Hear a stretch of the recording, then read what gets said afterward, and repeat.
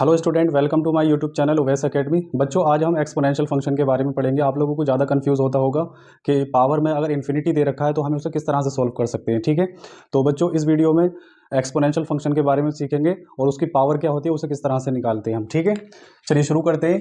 तो मैं यहाँ पर हेडिंग डाल देता हूँ बच्चों, एक्सपोनेंशियल फंक्शन। ठीक है, चलिए बच्चों यहाँ पर हेडिंग डाल देते हैं। इसे बच्चों हिंदी में कहते हैं चरघातांकीय फलन, एक्सपोनेंशियल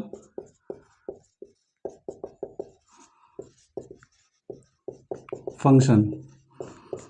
ठीक है बच्चों, तो बच्चों एक्सपोनेंशियल फंक्शन क्या होता है आप लोगों को ये याद रखना है। मान लीजिए कोई फंक्शन दे रखा है f(x) = a की पावर x में, तो इससे बच्चों हम क्या कहते हैं, एक्सपोनेंशियल फंक्शन कहते हैं। ठीक है, आप लोगों को ये याद रखना है कि ये जो एक्सपोनेंशियल फंक्शन है वो कब डिफाइन करेगा, जब a की वैल्यू 1 से अधिक हो और a does not equal to 1 होना चाहिए यहाँ पर। ठीक है, a की वैल्यू 1 नहीं हो और a की वैल्यू जो है वो 1 से अधिक हो, तभी ये फंक्शन डिफाइंड होता है, अदरवाइज नहीं होता है। ठीक है, तो बच्चों इसका सबसे पहले हम ग्राफ देख लेते हैं। ग्राफ किस तरह से होगा इसका, लीजिए इसका ग्राफ क्या होगा। ये बच्चों इसका एक्स एक्सिस है, ये वाई एक्सिस। अगर a की वैल्यू 1 से अधिक है तब इसका ग्राफ बच्चों जो आएगा वो इस तरह से आएगा। ठीक है, ये 1 पॉइंट पर कट करेगा वाई एक्सिस को। इसका पॉइंट होगा बच्चों 1,0,1। ठीक है, 0,1। ठीक, इस तरह से हम इसका ग्राफ जो है वो प्लॉट करेंगे जब a की वैल्यू 1 से अधिक होगी। अगर a की वैल्यू f(x) = a की पावर x दे रखा है, यदि a की वैल्यू जो आए वो 0 और 1 के बीच में होगी, तब किस तरह से इसका ग्राफ बनाओगे आप बच्चों। x एक्सिस है ये y एक्सिस, तब इसका ग्राफ जो बनेगा बच्चों इस तरह से आएगा ये। ठीक है, यहाँ पर भी 0,1 पॉइंट होगा, ये 1 पॉइंट पर इसे कट करेगा। ठीक है, वाई एक्सिस को। ठीक, तो आप लोगों ने इसका ग्राफ देखा किस तरह से हम इसका ग्राफ बना सकते हैं। ठीक है, अगर a की वैल्यू 1 से अधिक है तब ये इंक्रीजिंग ऑर्डर में होगा। ठीक है, और अगर 0 और 1 के बीच में है इसकी वैल्यू, a की वैल्यू जो बेस है इसका, तब ये डिक्रीजिंग ऑर्डर में होगा। ठीक, ये कभी भी एक्स एक्सिस पर इंटरसेक्ट नहीं करेगा, इनफाइनाइट पर जाकर ये इंटरसेक्ट कर सकता है। ठीक है, ऐसे ही यहाँ पर देख लीजिए नेगेटिव साइड में एक्स एक्सिस की ये जो ग्राफ होगा वो इसके पैरेलल चलता रहेगा और इनफाइनाइट पर जाकर ये इसे इंटरसेक्ट करेगा। ठीक है, तो बच्चों अब हम इसकी वैल्यू देखते हैं कि किस तरह से हम, अगर कोई पावर में इनफाइनाइट दे रखा है या माइनस इनफाइनाइट दे रखा है, तो उसकी वैल्यू हम किस तरह से फाइंड आउट कर सकते हैं, उसकी वैल्यू क्या होती है। चलिए देखते हैं।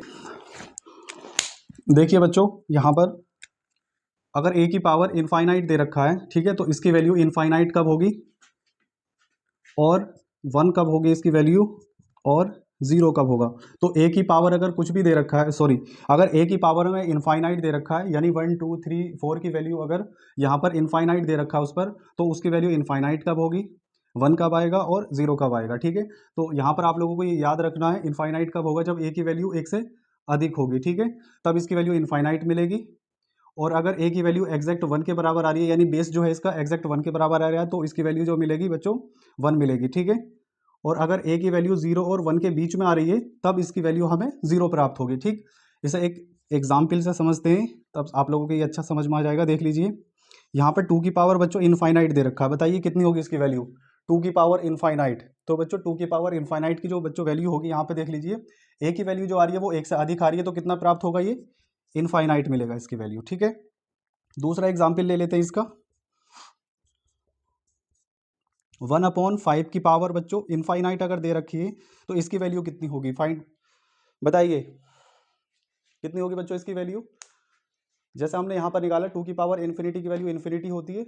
आप लोगों को बस ये याद रखना है, 3 कंडीशन है, a की वैल्यू 1 से अधिक है तब इनफाइनाइट प्राप्त होगी, एग्जैक्ट a की वैल्यू 1 के बराबर आ रही है तब इसकी वैल्यू 1 मिलेगी, और अगर a की वैल्यू 0 और 1 के बीच में आ रही है तब इसका वैल्यू हमें जो प्राप्त होगी बच्चों वो 0 होगी। ठीक है, हमने एग्जाम्पल देखा, अगर 2 की पावर इन्फिनिटी है तो इसकी वैल्यू हमें इन्फिनिटी ही मिलेगी। देख लीजिए a की, क्योंकि यहाँ पर जो इसका बेस आ रहा है वो कितना है, 1 से अधिक है, तो इसकी इनफाइनाइट वैल्यू मिलेगी। ठीक है, इसी तरह से यहाँ पर इसकी वैल्यू बताइए, 1/5 की पावर इन्फिनिटी है तब इसकी वैल्यू कितनी मिलेगी बताइए।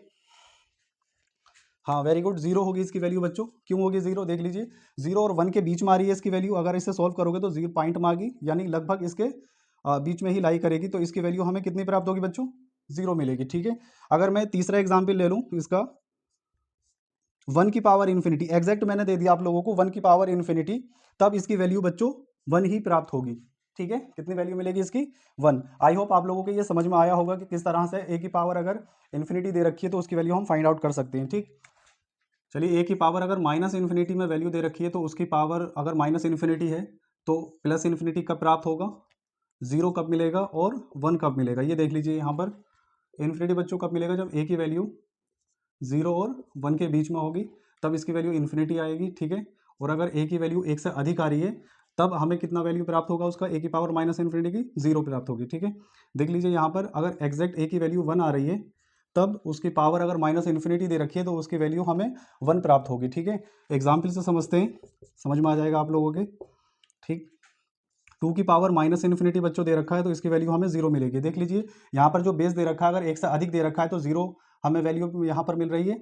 दूसरे एग्जाम्पल में समझिए, अगर 1/5 दे रखा है और उसकी पावर माइनस इन्फिनिटी है तब इसकी वैल्यू कितनी मिलेगी बच्चों?